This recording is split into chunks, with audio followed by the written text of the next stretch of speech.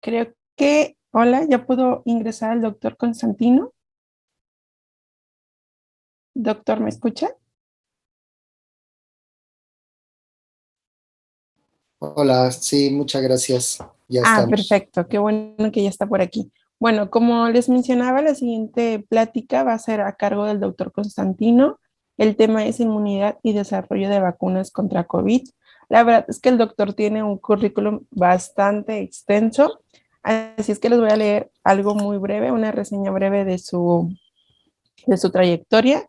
El doctor es químico farmacéutico biólogo, tiene una maestría y un doctorado en ciencias con orientación en inmunología por la Facultad de Medicina, ambas en la UNAM.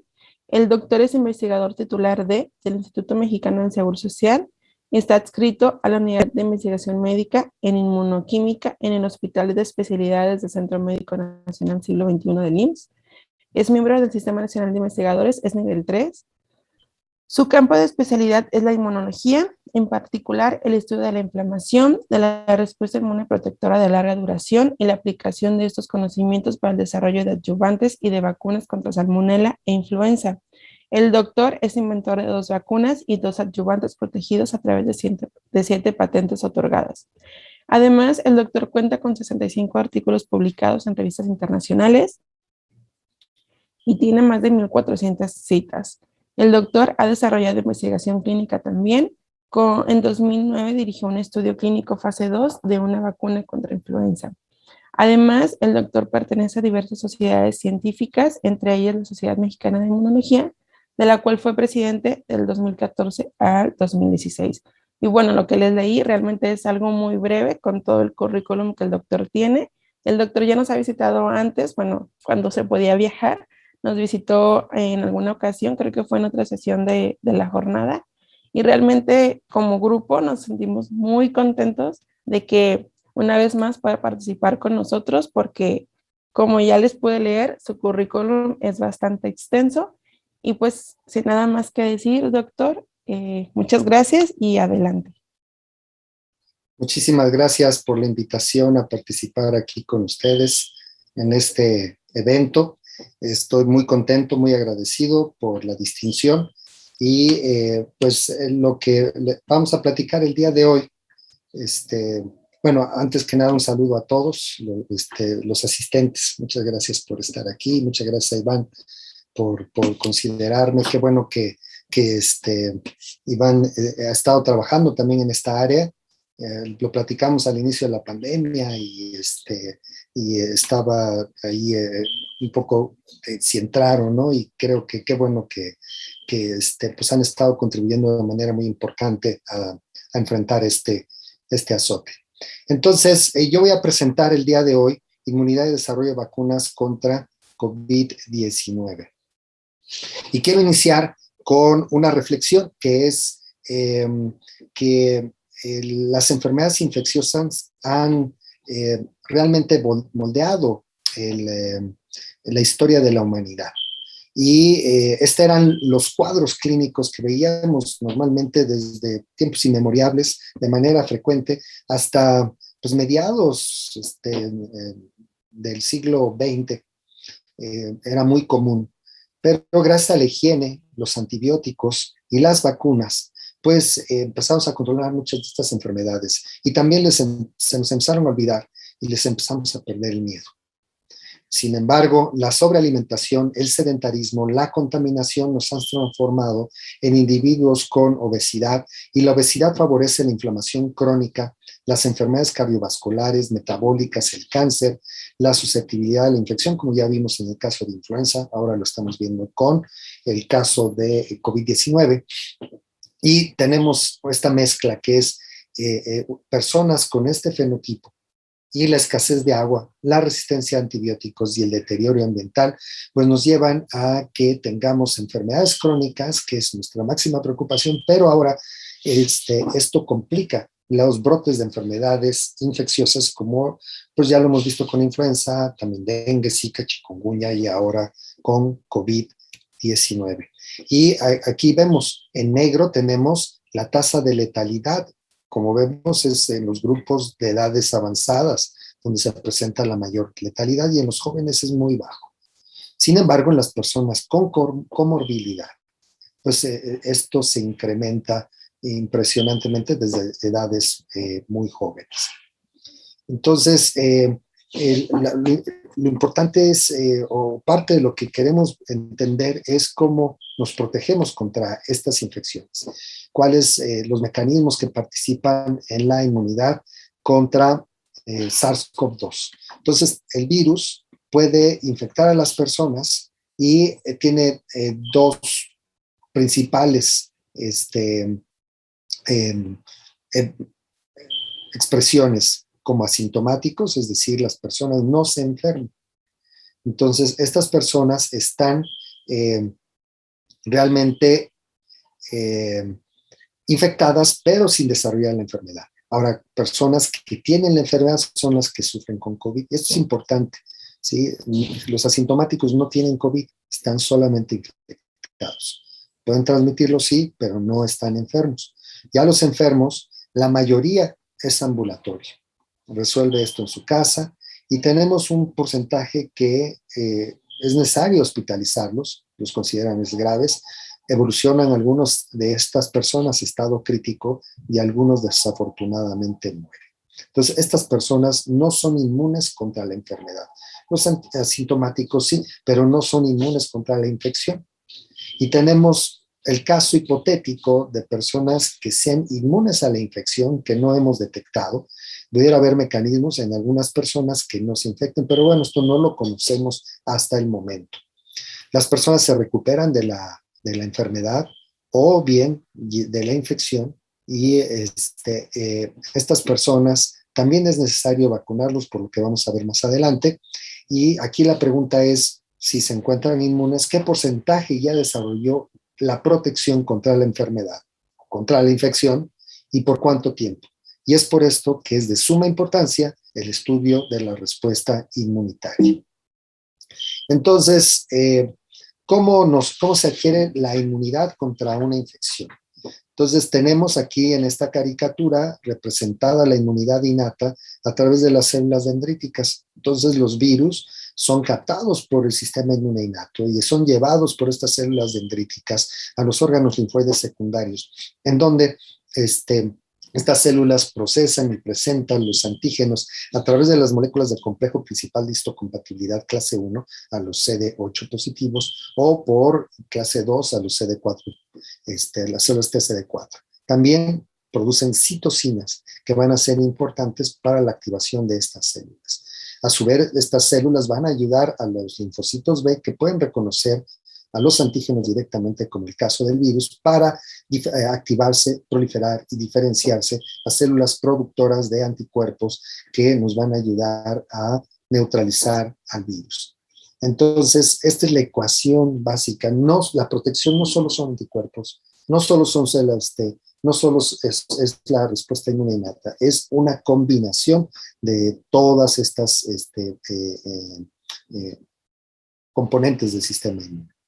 Y bueno, ¿qué es lo que reconoce el sistema inmune en los virus? Reconoce diferentes antígenos, que son moléculas que pertenecen al virus, así como patrones moleculares asociados a patógenos, que son también esos componentes del microorganismo. El virus SARS-CoV-2 presenta varias moléculas, antígenos, que son proteínas estructurales y proteínas no estructurales. Entonces, tenemos la glicoproteína de membrana, la nucleocápside, la proteína S, la proteína de la envoltura. Es un virus de RNA de cadena sencilla, de alrededor de 27 a 32 kilobases. El tamaño del virus es de 50 a 200 nanómetros.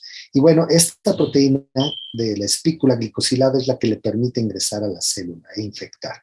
Y es muy importante porque es un antígeno que se ha identificado como un blanco fundamental en la respuesta contra el virus, y esto ha sido maravilloso porque nos ha permitido desarrollar vacunas de manera muy rápida y hemos sido muy afortunados de poder tener un antígeno que sea tan clave para la respuesta inmune contra este virus, como vamos a ver. Entonces, hemos nosotros analizado, junto con el doctor Rodolfo Pastelín y Mario Adán Moreno, algunas de secuencias, hemos identificado secuencias del virus que son reconocidas por TLR7 y por TLR8. Entonces, y hay varias de estas secuencias en la misma cantidad, o a veces en cantidad superior a la que se encuentran en otros coronavirus, y esto lo hemos interpretado como la capacidad que tiene el organismo para poderse defender. Entonces ahí están estas secuencias claves, pero por un lado puede ayudar a la respuesta antiviral, pero por otro lado, si hay, no se puede controlar esta respuesta, la respuesta inflamatoria, la respuesta innata se puede convertir en una respuesta inmunopatológica. Entonces, esto lo reportamos y ya hace algunos años, cuando estuvo la SARS-CoV-1, estuvimos haciendo en colaboración con el doctor Burkhard Ludewig del Kantonsspital en St. Gallen, en Suiza, trabajos para determinar la importancia de la respuesta innata. Y Luisa Cervantes, de nuestro laboratorio, hizo una estancia con el doctor Ludewig, y lo que hizo ella fue irradiar ratones para quitar su sistema inmune y transferirlo con médula ósea de ratones que no tienen el receptor de interferón. Y estos ratones luego los reta con un coronavirus que es adaptado, bueno, que es de ratón. Y lo que se ve es que los ratones mueren cuando las células de médula ósea que no tienen el receptor de interferón. Si se les transfiere células que sí tienen el receptor de interferón, los ratones sobreviven. Entonces, para discernir o para identificar qué células de todas las que se están transfiriendo son importantes, se transfirieron médula ósea a estos ratones irradiados de ratones que no tienen el receptor de interferón, pero en las células dendríticas o en los macrófagos. Y lo que vimos es que al retar estos ratones, pues mueren también, pero sobre todo los que no tienen el receptor de interferón en los macrófagos. Entonces, aquí identificamos de manera importante que estos interferones tipo 1 son fundamentales para la protección y sobre todo el interferón que está presente en los macrófagos, y en otro artículo se publicó que era en las células dendríticas plasmacitoides. Estos son los antígenos fundamentales para la protección. ¿Sí? Entonces, esto también lo hemos visto en los pacientes con SARS-CoV-2 y hemos visto que hay una alteración en la respuesta de interferones, y el doctor Casanova y su grupo ha reportado, por ejemplo, que aproximadamente el 20% de los decesos en un consorcio internacional hicieron este análisis a nivel mundial, y aproximadamente el 20% tienen anticuerpos contra interferón, y aproximadamente un 3.5% tienen defectos en alguna de las vías, ya sea de producción de interferón o bien en las vías de señalización que desencadenan el interferón. Aquí están las referencias, y la semana pasada se reportó que de los genes activados por interferón hay sensores virales prenilados como el OAS1 que incorporan o hacen que reconocen al RNA viral y ayudan a que una RNasa destruya al virus. Y este es un mecanismo que se ha identificado de resistencia al virus. Entonces vemos cómo la respuesta inmune innata es de suma importancia para controlar al virus en los estadios tempranos, y también, obviamente, como ya lo vimos, para estimular la respuesta inmune adaptativa. En el laboratorio hicimos un análisis de la respuesta transcriptómico en pacientes graves y críticos, pacientes que están hospitalizados y pacientes que ya estaban intubados. Y pues se obtienen las muestras del paciente, se hace la secuencia, se marcan cada uno de los mensajeros y luego se secuencian. Y lo que observamos fue, este es el panorama, esta es la imagen de una persona en condiciones normales, y lo que vemos es esta alteración de los diferentes componentes de los linajes de celulares en los pacientes críticos. Entonces, si vemos la composición en donadores sanos, vemos que la mayoría son linfocitos T, linfocitos B, células NK, y tenemos un componente de linaje mieloide maduro que no es tan amplio. Y lo que vemos es que todo esto se contrae, y aquí está el linaje linfoide en los pacientes críticos. Esta es una imagen, una fotografía de lo que está pasando en las personas que desafortunadamente, pues cuando toda la muestra todavía están vivos, varios de ellos fallecieron. Entonces vemos que hay aparición de linajes mieloides maduros y sobre todo linajes mieloides inmaduros. Hay una hematopoiesis de emergencia que va encauzada más hacia la mielopoiesis en vez de a la linfopoiesis, y esto se asocia a un mayor estado inflamatorio y a un estado de inmunopatología. Entonces, no se alcanzan a recuperar las poblaciones de la respuesta inmune adaptativa y sobre todo los apropiados. Entonces, aquí tenemos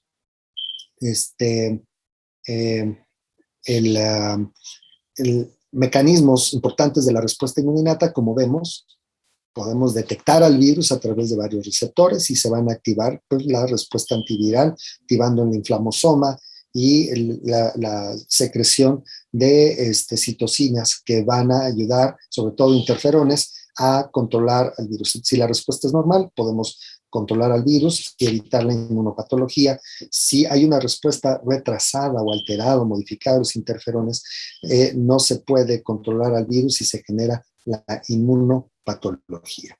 Entonces, la respuesta inmune innata también va a activar, como ya lo mencioné, de manera importante a las células T, y esto es fundamental para el control del virus.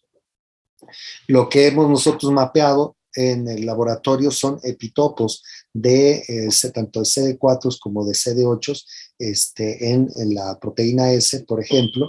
Aquí hay una serie de epitopos importantes, y en la literatura se ha reportado que hay linfocitos T que se activan con la presencia de diferentes proteínas virales. Pero también se ha detectado que individuos no expuestos a SARS-CoV-2 también se activan con estas proteínas, lo que nos indica que hay muy probablemente una respuesta cruzada con otros virus estacionales, otros coronavirus, y esto todavía el papel en la protección no lo sabemos, pero pudiera participar. De hecho, se ha reportado este péptido que es común en SARS-CoV-2, en SARS de 2003 e individuos no expuestos. Entonces hay una serie de epitopos conservados que permiten la activación de estas células T. ¿Y qué es lo que, cuáles son los correlatos de protección? Con lo que se ha avanzado en la identificación de correlatos de respuesta de células T, pues es que existan estas células cuando hay una leucopenia a expensas de linfocitos T, CD4 y CD8, se asocia con estados graves, ¿sí? Y cuando hay una respuesta eficiente, pues con estados de asintomático o de personas que se están recuperando de la infección. La proliferación es mayor, pero con un fenotipo agotado. Las células proliferan y luego entran a un fenotipo agotado. Este está asociado a los casos graves, es decir, células que expresen LAC3, PD1, TIM3, etc.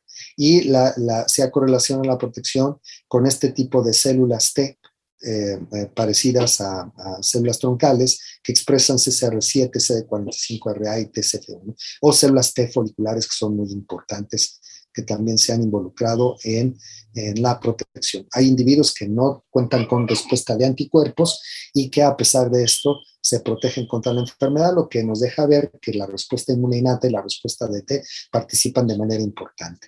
Pero también está la respuesta de anticuerpos, como ya vimos, la activación de células T. Por un lado, hay una proliferación y división y una diferenciación a células productoras de anticuerpos o bien a células de memoria. y estos títulos de anticuerpos van a estar ahí, luego van a caer, pero las células de memoria van a estar ahí para estar activándose, al igual que las de T, cuando haya una segunda encuentro con el virus y permita generar estos anticuerpos que van a impedir la unión del virus a su receptor, y hay otras funciones efectoras también que están participando. Se ha identificado que también por la parte FC y que los anticuerpos puedan jalar al virus para poder depurarlos, es importante también para proteger contra la infección de SARS-CoV-2 y no solamente evitar la unión con AC2. Entonces, la respuesta de anticuerpos, hay una respuesta de anticuerpos tanto de IgM, ¿sí?, contra la proteína S, la proteína N, y esta respuesta pues dura varias semanas. Entonces, cuando se hacen estas pruebas que se miden los antígenos, dicen tiene IgM, es porque es respuesta primaria y porque tiene la infección aguda, pues en realidad no es cierto. Como vemos aquí, puede durar hasta 12 semanas. Nos indica que se ha estado expuesto al virus, más no al que esté infectado en ese momento. La presencia de IgGs se conserva durante el tiempo, aproximadamente al mes se tienen unos títulos de alrededor de 30,000. A los 6 meses ya bajó a la mitad de los títulos anti-S y se mantienen por más de un año. Y los anti-N no caen antes, van cayendo después de los 6 meses y pues duran más de un año. Y la respuesta neutralizante se mantiene, cae igual a los 6 meses, pero se mantiene más o menos constante durante un año. Y esto es algo normal. Las respuestas de anticuerpos generalmente tienen un pico y luego van decayendo. Lo que pocos han reportado es la respuesta de memoria, que esa respuesta es la que nos va a ayudar a mediar la enfermedad. Estos anticuerpos nos van a ayudar al inicio, pero rápidamente se va a activar la respuesta de memoria. Y eso es lo que se tiene que determinar en los pacientes, que tanto están protegidos. Entonces, esta respuesta de memoria se genera en los centros germinales, en los ganglios y en el vaso. Entonces, las células, los linfocitos B entran a esta reacción de centro germinal donde se expanden y sufren una serie de ciclos de expansión y de selección donde hay modificaciones del receptor y se generan células de memoria, pero también estas células productoras de anticuerpo de larga vida. Y aquí es donde se mejora la respuesta de los anticuerpos. Y lo que pasa en SARS-CoV-2 es que estas células T que ayudan a esto, que son las células T foliculares, que expresan BCL6, se encuentran severamente alteradas, disminuidas en los pacientes. Aquí tenemos el caso de pacientes que fallecieron, un paciente no COVID, y se ven los centros germinales muy bien. En los pacientes fallecidos por COVID no se ve estos centros germinales. Entonces, este lugar donde ocurre la maduración, la mejora de la respuesta inmune, está siendo alterado de manera importante durante la infección y sobre todo en los pacientes críticos, en los graves y en los críticos. Otra cosa que es importante es poder modificar el receptor y tener receptores que sean con mayor afinidad o que tengan mayor capacidad de neutralizar el virus. Y lo que estudiamos nosotros hace algunos años en el laboratorio de Rob Zinkernagel es que en la respuesta antiviral al inicio, pues es poco el repertorio, el uso de regiones variables que, si recordarán en sus clases de inmunología, conforman estas regiones que son las de unión al antígeno. Entonces, conforme va pasando el tiempo y se va reinmunizando varias veces el animal, va utilizando más regiones variables. El repertorio se va ampliando y este repertorio es importante para proteger. Es decir, estos anticuerpos que son más variables, tienen mayor afinidad, etcétera, sobre todo los hiperinmunes, protegen mejor que estos anticuerpos, que son de línea germinal, que tienen poca diversidad, que tienen pocas mutaciones. Acuérdense que estos cambios de regiones variables y las mutaciones son rasgos que se adquieren en la reacción del centro germinal y como ya vimos, este está modificado. Entonces, aquí tenemos el uso de diferentes regiones en una vacuna de BCG contra ébola, por ejemplo, y vean cómo usa muchas. ¿Sí? Los anticuerpos, hay una diversidad enorme de anticuerpos, muchas regiones variables. Esto es lo que representa esto como estrella. Y aquí vemos en SARS-CoV-2 cómo está cargado hacia unas cuantas regiones que más bien son recuerdan a las de línea germinal, es decir, anticuerpos que no han pasado por muchas de estas, no han sufrido estos ciclos de aprendizaje, de mejora en el centro germinal. Entonces, la respuesta de anticuerpos, si bien no se afecta tanto en la magnitud, sí en la calidad. Entonces, en resumen, tenemos la respuesta con los casos ambulatorios. Hay una respuesta inmune innata, eficiente, que ayuda a ir controlando la carga viral y activar una respuesta de células T y de anticuerpos que finalmente van a controlar al virus y van a generar una respuesta de memoria para encuentros subsecuentes y estar protegidos. Entonces, estas son las personas que resuelven, que no tienen que ir al hospital, inclusive pues los asintomáticos también. Y la respuesta inmunitaria en casos graves y críticos, hay una respuesta innata no eficiente que se prolonga y se incrementa y se convierte en inmunopatología. La carga viral no se controla, hay una linfopenia importante y la respuesta de anticuerpos es de buena magnitud, sin embargo no son anticuerpos de buena calidad y no permiten controlar tanto el virus. Y es por esto que es importante vacunar. Ahora, este es el mecanismo por el cual se genera inmunidad en las personas. Pero el generar inmunidad de grupo es muy importante para estar protegidos. Y la inmunidad de grupo, miren, aquí tenemos en rojo, caso de un enfermo. Este enfermo, al estar en contacto con los azules que son susceptibles, los enferma y estos a su vez van a estar enfermando a otros, ocasionando la epidemia. Las personas que se recuperan de la enfermedad, en principio quedan inmunes. La mayoría de las personas se ha calculado que alrededor del 80% adquieren inmunidad. Y estas personas, al estar en contacto con una persona infectada, pues no se infectan y no transmiten y van protegiendo a otros susceptibles.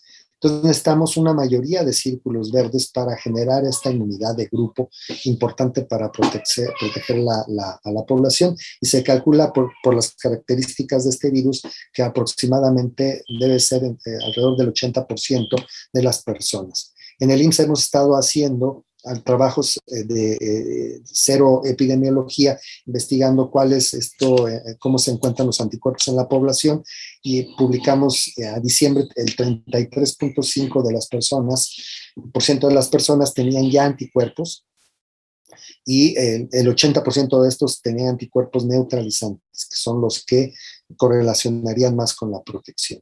Entonces, ahora con el tiempo, pues esto también va bajando, pero bueno, hay otras oleadas del virus y esto puede ir aumentando.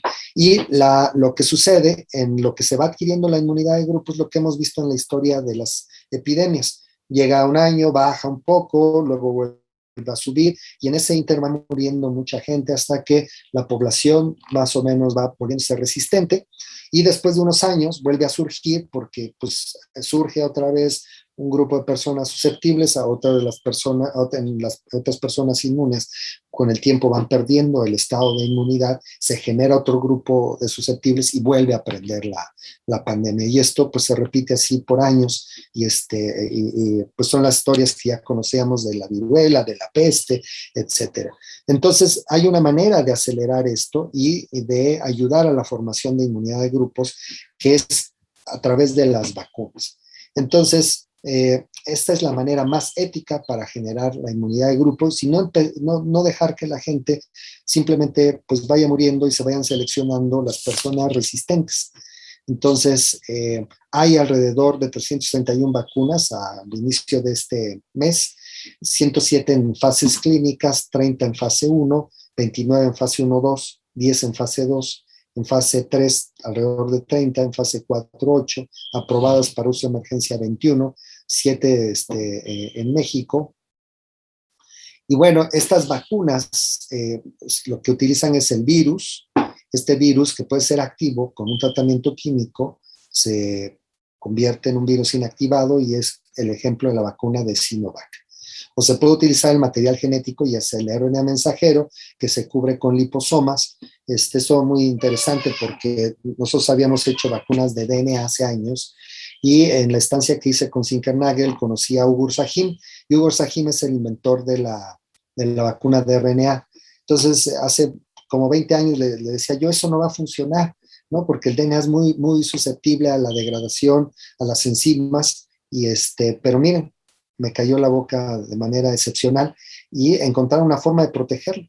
Entonces, con esta capa lipídica, y ese es Pfizer-BioNTech, con Ugur Sahin y su esposa, de inventores, la de Moderna usa esta tecnología, o bien se puede usar el DNA como vacuna de DNA, pero ayuda, en vez de transferir el plásmido que requiere de un dispositivo especial para electroporar, se puede utilizar el virus que lleve ese material genético y transforme a las células. Y los adenovirus son muy buenos para hacer esto. Entonces se utilizan desde hace muchos años adenovirus 5 o el 26, que causan gripes. Y el problema es que muchos de la población pues ya tienen anticuerpos contra esto, entonces Oxford por eso utilizó el virus de chimpancé para llevar el gen que codifica la proteína S. Todas, en particular estas, utilizan el antígeno S como antígeno, la de virus inactivado, obviamente, pues todos los antígenos del virus. O bien se puede producir el baculovirus, el antígeno, y con acarreadores, multimedizarlo y a través de adyuvantes generar vacunas. Entonces, estas son las estrategias generales, hay otras más, obviamente, pero son de las vacunas que tenemos ahorita acceso.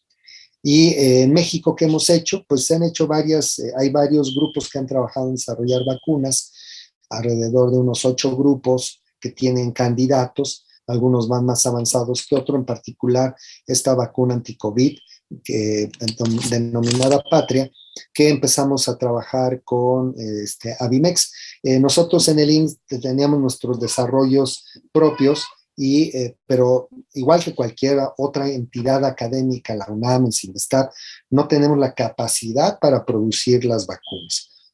Para que un prototipo se convierta en vacuna, pues se requieren muchos pasos que no son tan sencillos. No cualquier prototipo se puede fabricar a gran cantidad, y esto es muy importante entenderlo, porque las vacunas las producen las empresas, son los que tienen la capacidad. Nosotros nos acercamos con Avimex y ellos nos comentaron, ya teníamos nosotros un candidato, porque ellos trabajan desde hace muchos años con Monte Sinaí, con la Escuela de Medicina ICANN, y han desarrollado varias vacunas contra coronavirus y contra otros virus que ellos las aplican en medicina veterinaria. Entonces ya tenían la experiencia y los acuerdos con ellos, nos incorporamos a trabajar, a ayudarles en la parte de la respuesta inmune, un convenio que hizo el Instituto de Colaboración Científica, y entre Avimex y la Escuela de Monte Sinaí han diseñado varios candidatos, se estuvieron revisando, y el 12 es el que finalmente pudo producirse y es el que ha tenido mejores resultados. Y se formó un consorcio con la UNAM, con el CINVESTAB, para esta colaboración científica, apoyado al inicio con la Secretaría de Relaciones Exteriores, pero finalmente dirigido por la cabeza del sector, que es CONACYT, que ha estado de manera muy destacada apoyando y dirigiendo, ayudando de manera muy importante el proyecto para su desarrollo. Entonces, ¿qué es lo que se ha hecho? Se tiene este paramyxovirus con el que ha trabajado Monte Sinaí desde hace muchos años, y a se le clonó el gen de la proteína S, ¿sí? En este sitio, para que exprese el virus, la proteína S del SARS-CoV-2, que se encuentra modificado para que no pueda unirse al receptor y también para que la estructura se mantenga firme, porque esta proteína cuando se encuentra en forma de tulipán, más o menos, y cuando va a infectar, se modifica la estructura y se parece una lanza. Entonces, esta proteína tiene esta flexibilidad y eso complica el reconocimiento y la formación de anticuerpos neutralizantes. Entonces, un grupo de Texas encontró que si estabilizaban la molécula con prolinas, se podía mantener esta conformación prefusión y facilitaba la producción de anticuerpos. Entonces, Pfizer y Astra y algunos otros productores tomaron estos diseños con 2 prolinas y son los que pues, nos estamos ocupando. Pero lo que hace la vacuna Pate tiene 6 prolinas. Ellos vieron posteriormente que con 6 prolinas era mejor, entonces es una siguiente generación de vacuna la que está haciendo Patria. Si se inoculan ratones, en 2 dosis se producen anticuerpos neutralizantes de manera muy destacada y además si después los ratones se retan con un coronavirus adaptado al ratón, se ve que no crece el virus en los pulmones, los ratones son protegidos comparado con los controles, entonces genera protección. En los ratones, aquí en México se han hecho ensayos preclínicos en cerdos. Este artículo ya se publicó en Envayo hace unas semanas y lo que se vio es la generación de una muy buena respuesta de anticuerpos neutralizantes en los cerdos. Se utilizan varias vías de inmunización. Algo interesante de este candidato es que se utiliza por vía intranasal e intramuscular, se puede utilizar por estas vías y genera anticuerpos que reconocen también variantes de preocupación. Entonces, esta vacuna ha mostrado muy buenos resultados de seguridad de inmunogenicidad y capacidad protectora en ratones, muy buenos resultados de seguridad e inmunogenicidad en cerdos. Aquí está el artículo publicado en Envayo. La vacuna es reconocida por anticuerpos y células T de pacientes y de personas vacunadas con otras vacunas contra COVID, es decir, los epitopos presentes en la vacuna Patria también están presentes en el virus, o sea, los anticuerpos de personas que se recuperaron de la infección reconocen ahí los mismos epitopos, pero también vacunados con la vacuna de Pfizer, por ejemplo. Se construyeron las plantas de producción piloto industrial para la fabricación de la vacuna, y esto es importante recalcar. El IMSS no hace vacunas, Monte Sinaí no hace vacunas, la Universidad de Texas no hace vacunas, las vacunas las hacen las empresas. BioNTech no hace vacunas, hacemos los prototipos y los que producen vacunas, y hay un trecho muy grande de tener un prototipo a tener una vacuna. Y estas son las empresas. Esta se ha producido y se ha sido aprobado por COFEPRIS y hay un ensayo clínico fase 1 en humanos que ya se concluyó y se están preparando ya el reporte. Y bueno, hay que recalcar que es de importancia de seguridad nacional el desarrollo y producción de vacunas en México. Y bueno, ¿cómo funcionan estas vacunas ya en campo? Ya no en ensayos clínicos controlados, ya en personas en donde estas personas, alguno tuvo 2 infartos, uno tiene gota y uno tiene cáncer y otro tiene cualquier enfermedad. Y vean, 600,000 vacunados, que son en azul, contra 600,000 no vacunados en rojo, en la experiencia de Israel. Y vemos cómo cambia la incidencia acumulada de la infección, cómo va bajando, cómo en COVID sintomático, cómo baja la hospitalización, el COVID severo y las muertes. Entonces, realmente están funcionando y de manera importante, y estas son las evidencias formales de esto. Entonces, la eficacia en diferentes estudios, aquí hemos visto contra la infección, pues es alta, algunos no es tan alta, pero esto es prevenir la infección. Como lo mencionamos, la infección es vía nasal, vía oral, entonces las vacunas protegen principalmente de manera sistémica y solo quizás esta vacuna como la Patria, que se da de manera intranasal, pudiera proteger contra la infección.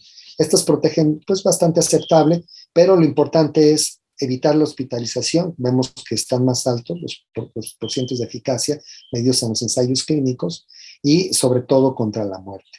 Entonces, esto es muy importante porque nos ayuda a controlar. Ahora, estas vacunas protegen contra las variantes y miren, hemos mapeado aquí en el laboratorio los epitopos de CD4 que están aquí en verde y los CD8 en azul. Esta es la proteína S, la proteína del spike vista de lado. Aquí las tenemos sin carbohidratos y aquí con carbohidratos, es decir, con pelos y sin pelos, ¿no?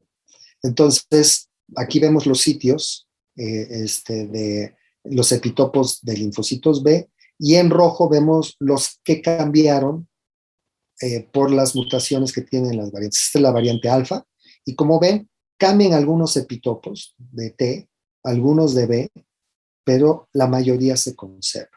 Y sobre todo, pues, de estos epitopos que están expuestos aquí, en el caso de los linfocitos B. Este es el caso de alfa. Aquí tenemos el caso de beta, igual. Y tenemos el caso de gamma, que presenta algo similar, pocos cambios. Y, por ejemplo, en zonas donde hay anticuerpos neutralizantes, como de la hélice, en esta zona, que se han reportado, no hay cambios. Y aquí está la delta, la que está ahora predominando, y vemos también que a pesar de que hay cambios en zonas importantes, otras zonas se conservan y hay epitopos que pudieran estar participando en la protección. Entonces, ¿qué es lo que observamos? Si se recordarán esta diapositiva, vemos que la respuesta va cayendo con respecto al tiempo. Si las personas se vacunan alrededor de los 6 meses, después de los 6 meses, vemos este incremento de alrededor de 30 veces los títulos de anticuerpos, ¿sí? Aquí para N no se ve el incremento porque pues, las vacunas llevan la proteína S, y aquí vemos la neutralización como sube alrededor de 40 veces. Pero lo importante de esto es que las personas, pues más o menos neutralizan, a veces no, casi no, a veces las personas que se recuperan de la enfermedad, las variantes de interés, ¿sí? De preocupación. Pero al vacunarse, neutralizan todas las variantes, ¿sí? Y esto es un mensaje importante porque se están mejorando los ciclos de centro germinal y se están produciendo anticuerpos de mejor calidad y de mayor título que ayuda a proteger con la variante. Entonces, las personas que ya sufrieron la enfermedad y luego se vacunan, pues desarrollan estos títulos impresionantes de anticuerpos. Y bueno, con la vacunación, lo que hemos visto es un comportamiento similar. Después de los 6 meses empieza a decaer la respuesta y ahora se está discutiendo si es necesario tener una tercera dosis para producir algo de estos títulos, o bien hay suficientes células de memoria que mantendrían la protección a pesar de que los títulos de anticuerpos séricos estén bajando, se mantendría la protección. Y los datos de protección de las vacunas, pues vemos que no, contra las variantes, pues que no han decaído. Esta es una dosis de la vacuna de Pfizer y de la vacuna de Oxford contra la variante alfa y la variante delta. Esto es una sola dosis, vemos que pues no está entre el 30 y el 50%, pero con 2 dosis vemos que suben alrededor del 90% con la de Pfizer, contra las 2 variantes, y contra la delta sí baja un poco, que coincide con los análisis que hemos hecho. Puede bajar un poco, pero no es que ya quedemos completamente desprotegidos. Y bueno, probablemente lo que necesitemos son refuerzos para tener una respuesta más variable. Algo muy importante que les quiero mencionar es, hay un trabajo en New England reportado hace alrededor de un mes, en donde personas que tuvieron SARS-CoV-1 hace pues, más de 10 años, las vacunan contra SARS-CoV-2. Y entonces la respuesta es enorme y los anticuerpos neutralizan todos los coronavirus, el de pangolín, el de murciélago, las variantes, los estacionales, etcétera. Entonces nos muestra esta gran ventaja y suerte que tuvimos con este virus de encontrar un antígeno muy importante, muy relevante y que ha funcionado para las vacunas y que hasta el momento no es necesario estar haciendo vacunas con otro antígeno o cambiando con las variantes. Necesitamos simplemente tener una buena respuesta para podernos proteger. Y aquí tenemos la respuesta. En verde es la protección contra el contagio. Estos son de la vacuna de Moderna, la de Pfizer. Vemos que sí baja el contagio contra la variante alfa o contra la variante delta. Y esto es lo que luego escuchamos en los medios. No, bajó al 60% la protección contra SARS. Pero bueno, es al contagio. Si vemos en azul, la protección, esto es una dosis, pero aquí las dos dosis ya estamos hablando del 90% de protección contra el desarrollo de patología, o bien para la variante alfa sí se ha visto en la mortalidad. Entonces esto es lo importante. A veces también la infodemia muestra parcialmente o no los resultados completos, y bueno, hay que seguirle bien a la literatura. Como conclusiones, la vacunación representa la manera más ética de generar la inmunidad de grupos en la población para controlar prevenir las epidemias. Las vacunas contra COVID-19 se han desarrollado en tiempo récord y están funcionando en la población para prevenir la enfermedad y muerte, inclusive contra las variantes. Prevenir las pandemias requiere de cambios profundos en el cuidado del medio ambiente, de la alimentación y salud de la población.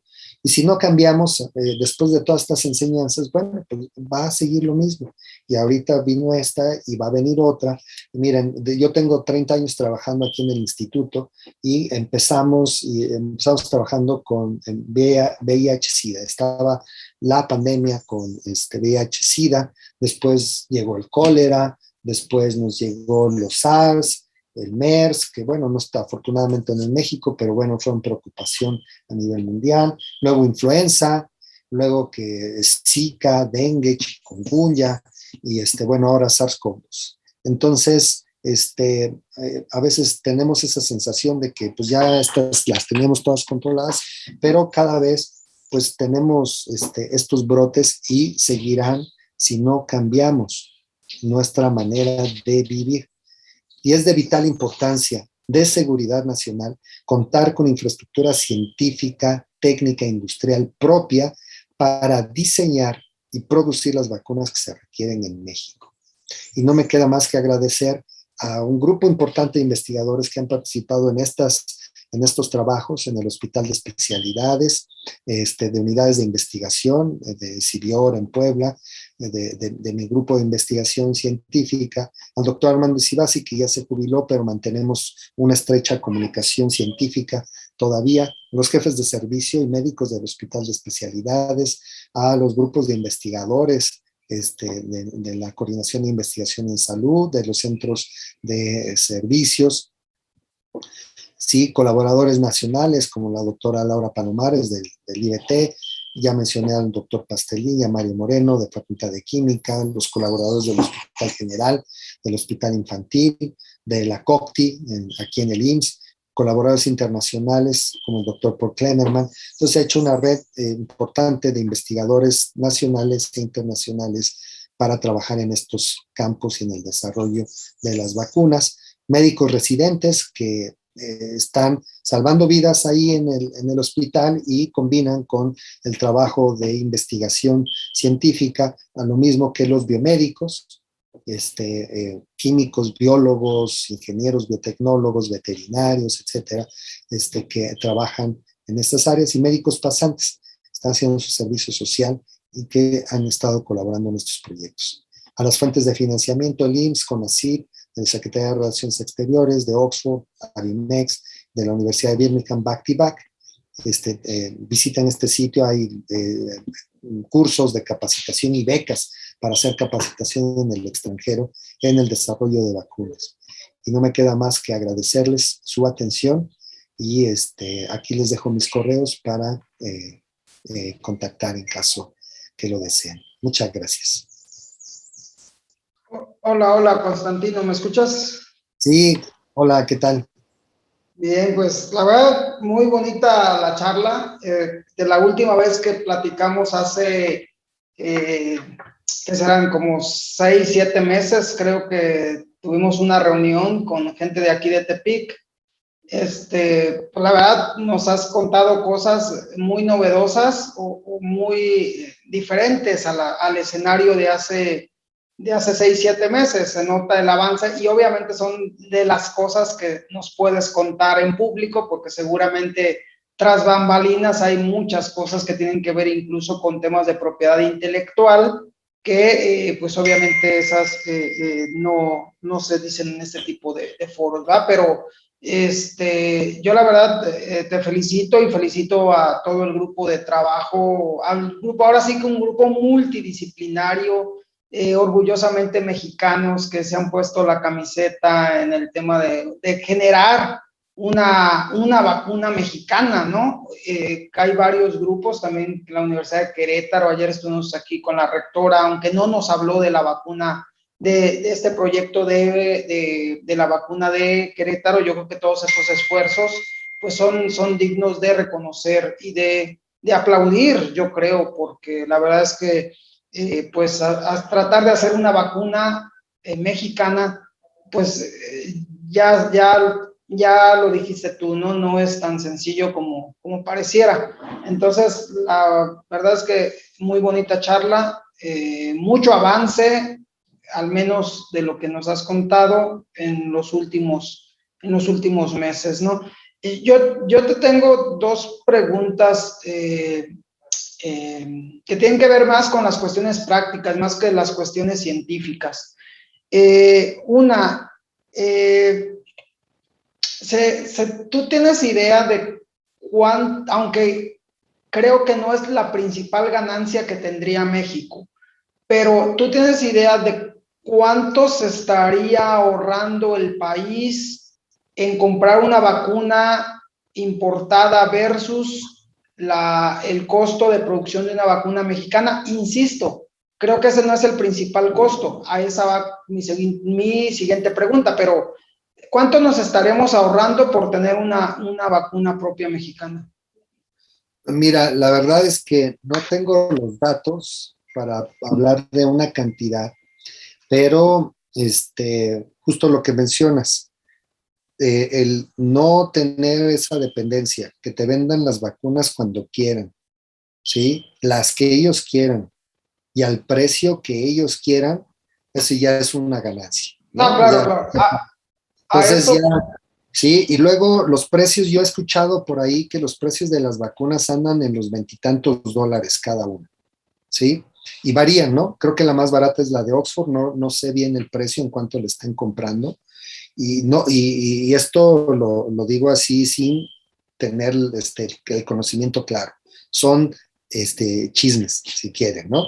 Pero lo que quiero decir es que hay una diferencia enorme entre unas vacunas y, por ejemplo, la de Oxford en los precios y tener en México la producción, pues puede ser una diferencia igual, ¿sí?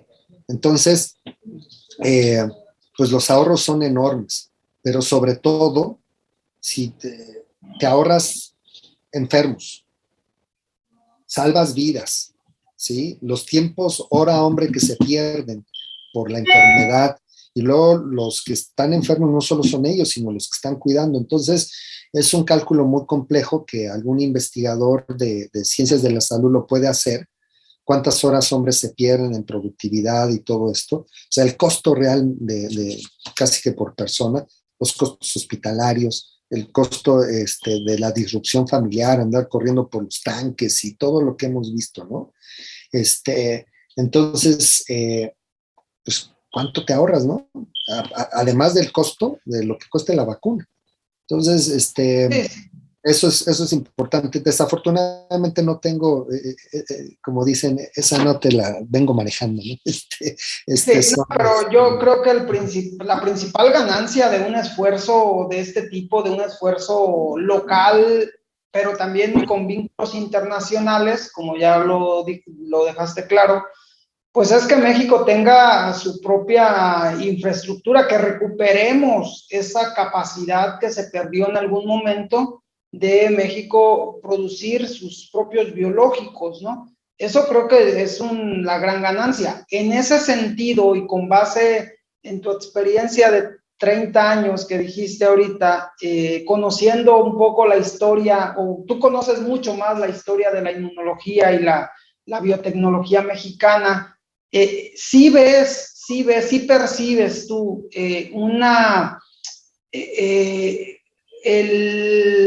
digamos, la voluntad política de impulsar este tipo de proyectos para un futuro. O sea, quizás lo de menos sea tener una vacuna contra COVID, sino más bien una política pública o una política de Estado que prepare a México para próximas pandemias y que recuperemos esa capacidad científica, biotecnológica, inmunológica particular. Sí, de hecho, el, es, el interés de CONACYT lo ha manifestado de manera muy importante. Y no solamente lo manifiesta, sino lo está haciendo patente a través del apoyo a varios proyectos. Obviamente, primero es un proyecto eje, porque o sea, para hacer las cosas es tan complejo todo lo que es la regulación para la producción, aprobar las plantas, construirlas, etcétera. Entonces lo haces con un proyecto, porque además es carísimo. ¿Cuánto cuesta llevar una vacuna al mercado a nivel internacional? Son 1,000 a 2,000 millones de dólares, ¿sí? O sea, no estamos hablando de financiamientos así de 100 millones de pesos, 200 millones, no, 1,000 a 2,000 millones de dólares. Son muchos actores los que participan. Entonces, es ir construyendo. En México tenemos esa facultad. Ahí están todas las herramientas y todos los actores necesarios para hacerlo, pero no están articulados. Y los procesos también no están propiamente articulados. Entonces, está tomando un ejemplo para allanar todo el camino y atrás siguen los demás, ¿sí? Entonces, se toman los ejemplos más desarrollados y tiene una lógica. ¿Sí? Tienes que ir construyendo paso a paso y te agarras uno y que se llega hasta el final, abres la brecha y ya el camino, la brecha se va convirtiendo en un camino, van entrando más y más.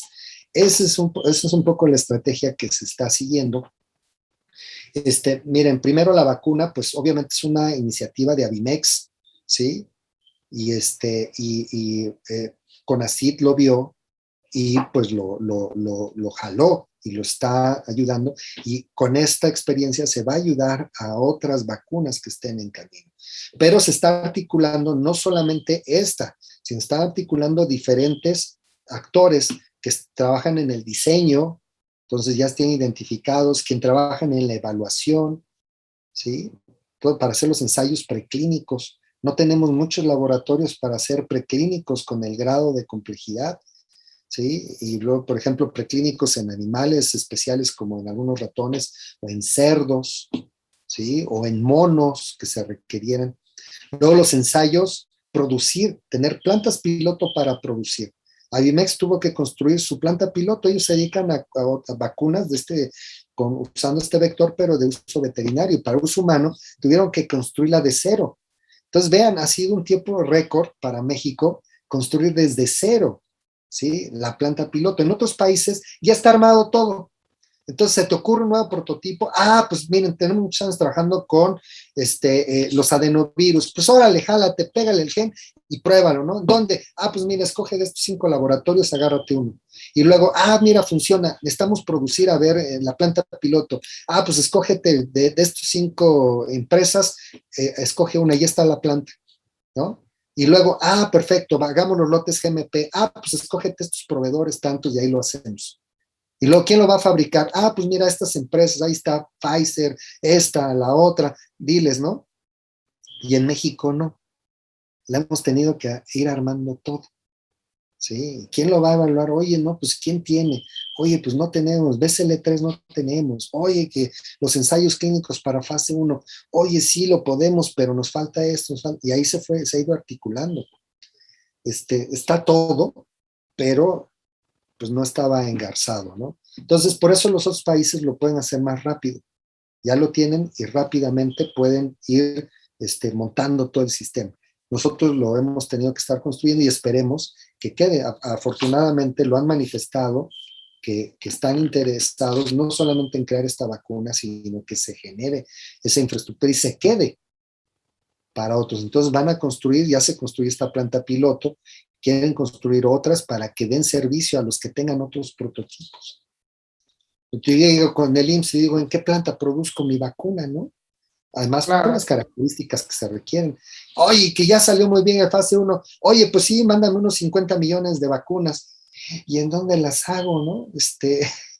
Entonces, todo eso, ahí va, se están construyendo y pues yo creo, sí veo en el discurso y en los hechos, sí veo que van para allá. Y estoy contento por eso, porque pues tú sabes cuántos años hemos estado luchando, tú también, desde tu trinchera y muchos de la SMI, de que, oigan, sí, tenemos prototipos y no hay la manera, ¿no? Sí, claro. De llevarlos. Claro, claro. Una última pregunta técnica, Constantino. Fíjate que hay una duda, ahorita que decías que la vacuna Sinovac es una vacuna a base de virus, por lo que entendí, llegué un poco tarde de una reunión, pero es de un virus SARS-CoV-2 inactivado, ¿estoy en lo correcto? Sí. Y entonces, una de las preguntas que nos hacen frecuentemente es, si te vacunas, puedes dar una PCR o una prueba de antígeno positivo. Mi respuesta siempre es no, pero en este caso de Sinovac, sí podrías dar una respuesta positiva, una prueba positiva si te vacunas con Sinovac. Difícilmente, porque... Se busca el gen en las pruebas PCR, amplificamos el gen E y otros laboratorios amplifican el gen N o la proteína N, ahora sí que el gen E o la proteína o el gen N. ¿Cuál sería, o sea, este virus inactivado tiene algún gen inactivo que evite que una persona vacunada con Sinovac te dé una reacción positiva de PCR o una prueba rápida de antígeno? ¿Cómo tomas la muestra?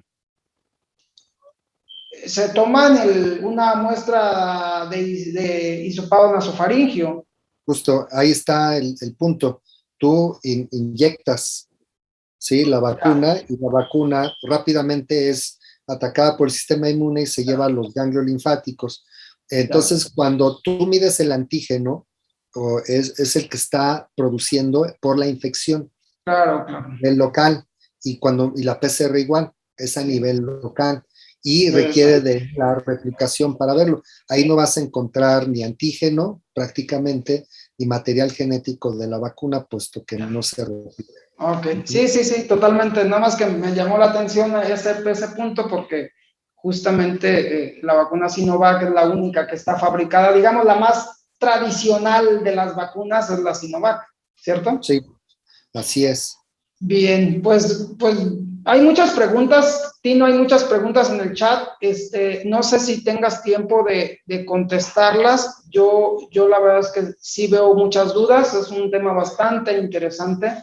Y nuevamente felicidades, creo que es una labor titánica, sobre todo en las condiciones en las que pues realmente México era un país emblemático, al menos en Latinoamérica, en cuanto a producción de vacunas, un ejemplo incluso en esquemas de vacunación, y creo que en algún momento se desvió el rumbo, y la verdad es que les ha tocado remar contracorriente, pero yo creo que vale mucho la pena tomar esto como un ejemplo de la ciencia y de la capacidad científica mexicana. Yo la verdad es que el día que la vacuna patria, o como le pongan, esté en el mercado, esté a nuestra disposición, la verdad es que va a ser algo digno de de resaltar y de presumir, ¿no? Yo siempre presumo que muchos de los involucrados en la producción de la vacuna mexicana o de las vacunas mexicanas, pues yo siempre digo que son mis amigos porque realmente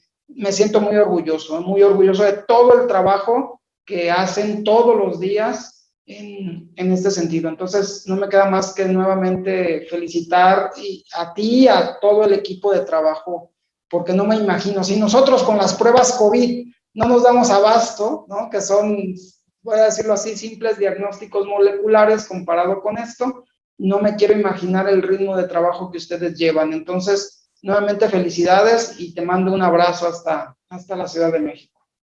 Muchas gracias por la invitación, ha sido un honor para mí estar con ustedes y ojalá y pronto podamos volvernos a ver ya de forma presencial y ya sobre el brindis y los bocadillos, poder discutir. Me da mucha pena, me tengo que retirar a otra reunión y no poder contestar varias de las preguntas. De si usan otros antígenos, hasta ahorita no ha sido necesario, pero se están evaluando. Si usar Astra y Pfizer después, ya hay reportes y les va muy bien. Pfizer y Astra, ¿sí? Los otros no hay tanta experiencia, pero en general, de manera teórica, no sería tan malo. Y bueno, desafortunadamente no me puedo quedar más, pero les agradezco mucho, les mando un fuerte abrazo a mi amigo Iván, que siempre pues hayamos estado juntos desde hace mucho tiempo colaborando, a veces más cerca, a veces no tanto, pero siempre pendientes del desarrollo y todo lo que ha desarrollado allá y lo que ha montado es ejemplar. Siempre lo ponemos a él de ejemplo de una persona que está desarrollando de manera importante aspectos científicos, desde lo básico hasta la aplicación. Entonces, no es tan trivial hacer los diagnósticos, es algo bastante complejo y muy importante. ¿Sí? Y gracias a eso podemos entender muchas de las cuestiones de mecanismos para enfrentar la pandemia. Muchas felicidades a todos, muchísimas gracias y espero verlos pronto. Hasta luego. Muchísimas gracias, doctor. Le agradecemos mucho su participación. Gracias. Y bueno, pues esta fue la última plática del evento, por lo que le cedo la palabra a la doctora Alma Benítez, la coordinadora de la licenciatura LIVAD, que fue parte del comité organizador, para que haga la clausura del evento. Adelante, doctora. Hola, buenas tardes. ¿Sí me escuchan? Sí. Muy bien. Fuerte y bueno, claro. Pues, gracias. Bueno, pues espero que estas jornadas hayan sido muy productivas para todos, cada uno de ustedes. Sin duda alguna, creo que han sido satisfactorias. Nos han dejado mucho conocimiento y agradecemos entonces la valiosa participación de cada uno de los ponentes que nos acompañaron a lo largo de estos 2 días de trabajos, brindándonos todo su conocimiento y las facilidades para acceder a la información que ellos tienen para nosotros. Agradecemos también a nuestra casa, la Universidad Autónoma de Nayarit, por el impulso, el espacio y el apoyo brindado para que se llevaran a cabo este trabajo del primer Congreso Estatal de Biomedicina y las 5ª Jornadas de Inmunología del Estado de Nayarit. Agradecemos también la participación de todos ustedes que estuvieron compartiendo como participantes con nosotros desde las diferentes partes de la República donde pudieron acompañarnos. Y espero también que haya sido un espacio de aprendizaje y que haya sido disfrutado tanto como nosotros disfrutamos este evento. Fue un gusto para nosotros como laboratorio LANIA y como la licenciatura en Biomedicina Ambiental Translacional haber traído para ustedes estas jornadas y los esperamos en una siguiente ocasión. Bueno, finalmente, pues siendo la 1:13 p.m. del día martes 5 de octubre del año 2021, declaro formalmente concluidas los trabajos de este primer Congreso Estatal de Biomedicina Ambiental y 5ª Jornadas de Inmunología del Estado de Nayarit. Agradecemos nuevamente la presencia de cada uno de ustedes, ponentes, agradecemos las facilidades y el apoyo de la universidad y agradecemos tu participación en este evento tan importante para todos nosotros. Gracias.